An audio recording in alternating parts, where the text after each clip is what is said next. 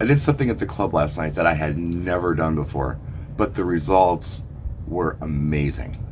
Night and day. Before we get into that, hi, I'm Brian. Welcome to my channel. Forgive the noise from the air conditioning and the squeaky floor upstairs, and the wind chimes in the back room, and my squeaky chair.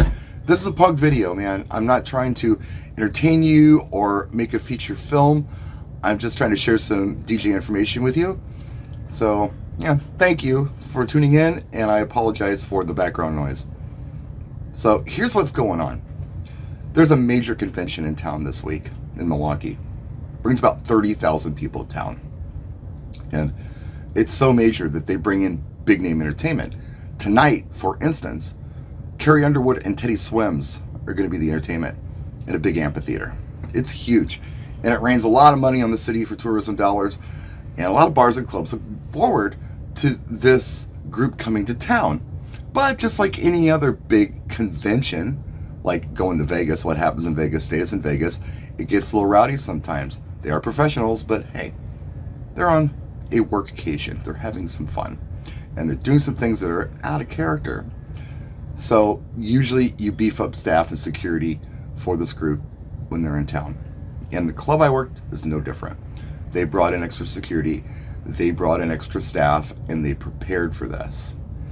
I got the call last week that they wanted me to come in and do Sunday and Monday night for this group.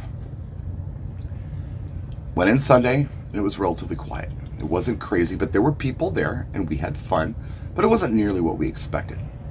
Last night, on the other hand, Monday, that's when everybody came. The place was packed. Now, there's some stuff that I should tell you about this club. It's almost two different establishments. You've got what I would call the club area, which is the front of the place. You've got a full bar, big bar, seating, the dance floor, the DJ booth, all that stuff, and several other little auxiliary rooms are part of this.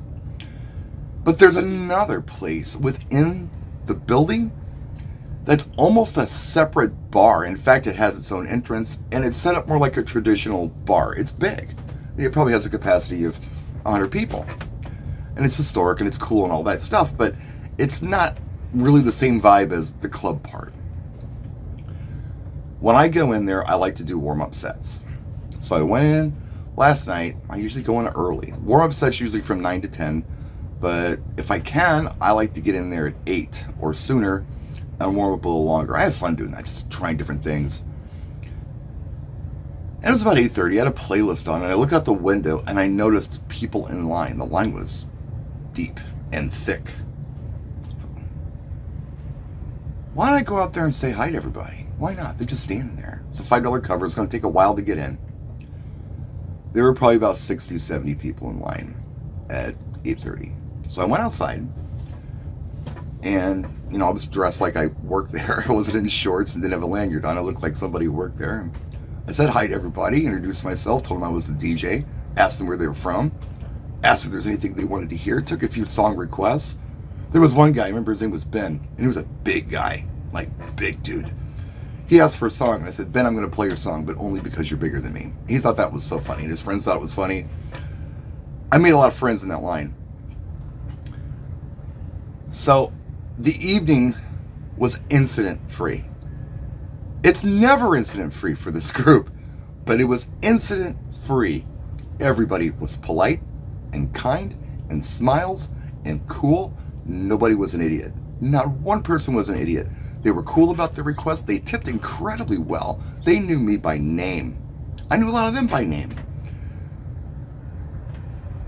It's really difficult sometimes when I need to get from the DJ booth to the bathroom when it's packed like that. I mean, just elbows to elbows in there.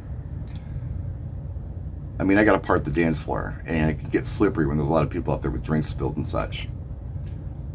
Last night, if I had to go to the bathroom, the dance floor parted like the Red Sea. Oh, here comes Brian. Hey, make room for Brian. Oh, hey, Brian, come on through. Hey, buddy. It was really cool. I mean, I'd never had that before. Not with a packed house. Now, in contrast, that other part of the establishment that's more like a bar with its own entrance, same group, I mean, from the same organization, roughly the same demographic, suffered property damage. They got rowdy in there. They got destructive. I diffused all of this. I had to diffuse all of this. Just by going out there and saying hi to everybody, introducing myself, letting them know who I am. And that wasn't my intent when I did it. I was just doing it to be cool because it was something to do.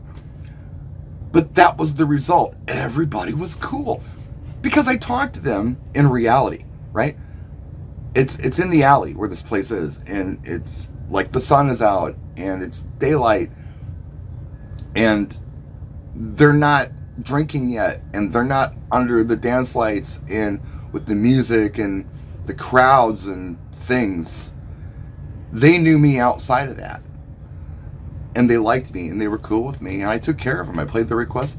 They were happy. I took one shot the whole time I was there. I mean, both nights. And it's this shot. It was the last song of the night, and the dance floor was still happening. A lot of people had thinned out because we called last call, but what a great group. You know, in contrast, the other bar had problems. I forget how many thousands of dollars worth of property damage they caused back there. And it makes me think about when I do wedding rehearsal services, when I help them out, do a consult on that. It's something I offer once in a while. Because, you know, a lot of times when you're dealing with a lot of clients today, they'll have like their cousin or best friend get ordained who actually ends up marrying them. They've never done this before.